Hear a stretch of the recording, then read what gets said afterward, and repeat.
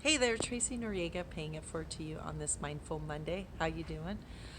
All right, so today's little mindful moment is to bring up, grief. Yes, it's a pretty heavy word. I know I've been dealing with a weekend full of grief. The memorial or celebration of life for my uncle and my sister having to make a huge decision to put her dog down, and he's been a great part of our life as well. And no matter who it is, whoever's important to you, there is going to be grief.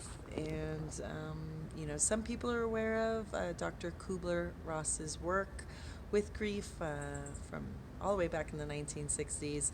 She identified stages of grief, and she actually came up with this while she was working with hospice patients, like end of life. And it was the denial that this is even happening, anger, of course, totally from frustration to fury to just total disbelief, right? So then comes from the denial back and forth to the anger. Then you have the bargaining, which includes quite a bit of guilt and the things like coulda, shoulda, woulda, and those things there. Moving on to depression and then acceptance. And really, there is no order. You can go from one to the other and back again. And, honestly, acceptance does not mean that your grief is over.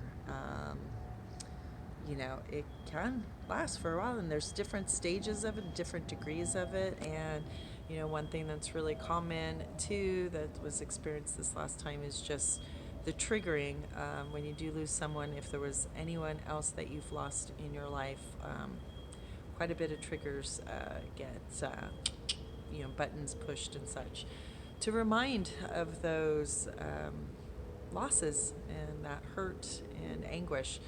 So what I really want to say in this Mindful Monday about that is to really honor other people's grief, in the fact that everybody grieves differently and they're going to deal with it differently. And there are going to be some people who are going to be overtly, like, totally expressive with their sadness and going to let themselves bawl in front of you.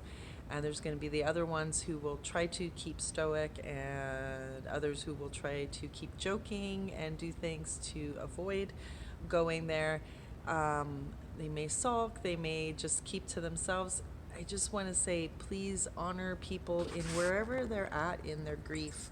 It's not going to show up the same way either from day to day. And, it's just one of the big things I was reminded about when people are looking at others and kind of judging about, well, they shouldn't be doing this or shouldn't they be doing that.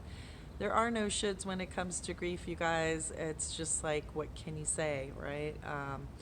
You got to go through it and you got to feel it. And many times there are no words. There are no words that can take away the grief. So just holding a space and being there, just being there, helping out however you can with whatever has to be done around, whether the house or in this case for the memorial itself, the day-to-day, just checking in and letting them know that you are there.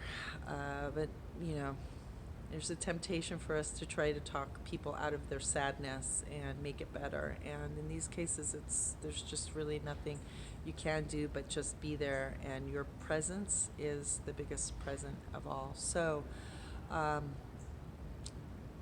you may feel bad too, even if you did not know them and you're holding a space for somebody that you love who's going through grief. But just, be there, be for them, be there for them. Let them know you are there.